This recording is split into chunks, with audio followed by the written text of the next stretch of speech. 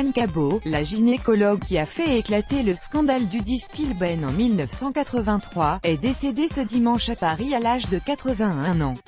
L'annonce a été faite par le Réseau des France, l'association des victimes de ce médicament. Elle a été une lanceuse d'alerte à une époque où ce terme n'existait pas, a déclaré Nathalie Fey, secrétaire de l'association.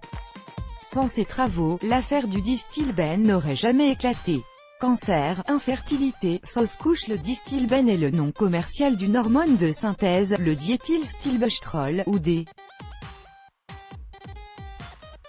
Elle a été prescrite en France entre 1950 et 1977 aux femmes enceintes pour prévenir les fausses couches. Ce médicament est à l'origine de graves complications chez les filles de mères traitées, cancers génitaux, infertilité, fausses couches. Les États-Unis l'ont interdit pendant la grossesse dès 1971. Ces travaux ont été repris en février 1983 dans un article du Monde titré « Une monumentale erreur médicale, les enfants du Distilbène ». Des litiges toujours en cours, si des scandales comme celui du Mediator et de la Dépakine ont ensuite autant secoué le pays, analyse Nathalie Fey, c'est qu'il y avait eu auparavant l'histoire du Distilbène. Les travaux du Dr Cabot lui ont valu d'être ostracisé par le corps médical. Elle se battait pour faire connaître la vérité, ajoute Anne Levadou, cofondatrice de l'association. C'est un grand combat qu'elle a mené.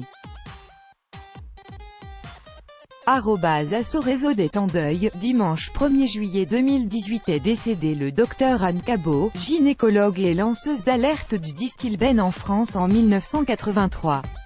Elle était membre de notre conseil scientifique, https://cht.co/p6dljlxcd, réseau DES France, @AssoRéseau. Juillet 2, 2018. Selon des France, environ 160 000 enfants ont pu être exposés au Distilbène in utero. De nombreuses demandes d'indemnisation ont été ou doivent être examinées par les tribunaux. Une partie a déjà donné lieu à réparation depuis le début des années 2000. En 2011, la Cour d'appel de Versailles a même fait jurisprudence en reconnaissant un lien entre le Distilbène et un handicap à la 3e génération, accordant réparation au petit-fils d'une femme traitée.